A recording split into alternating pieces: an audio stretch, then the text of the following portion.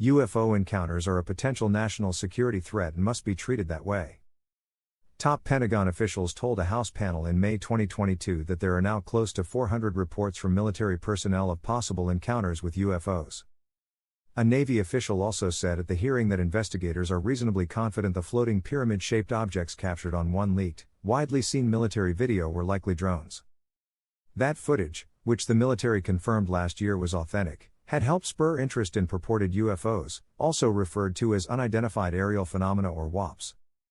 André Carson, the Democratic chairman of the House Intelligence Counterterrorism, Counterintelligence, and Counterproliferation Subcommittee, has called a hearing, the first in more than 50 years focused on the aerial incidents.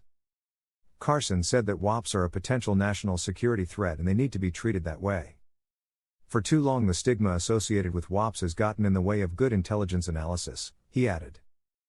Pilots avoided reporting or were laughed at when they did.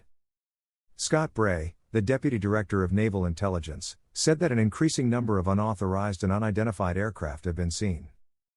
Reports of sightings are frequent and continuous.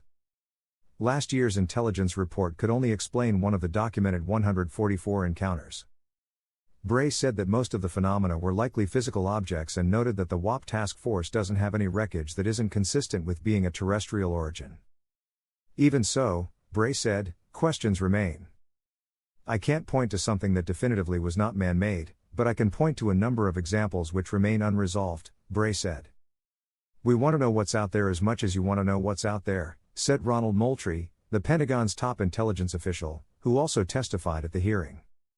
Moultrie said the Pentagon is establishing an office to speed up the identification of previously unknown or unidentified airborne objects in a methodical, logical and standardized manner. We also understand that there has been a cultural stigma surrounding WAP, Moultrie said. Our goal is to eliminate the stigma. The interest in UFOs and WAPs has been sparked in recent years by leaks of once classified videos and the Navy's release of footage from their pilots' own encounters. I am encouraged by the public desire to know and find out the truth of what UFOs represent to humankind, said Jeremy Corbell, a documentary filmmaker.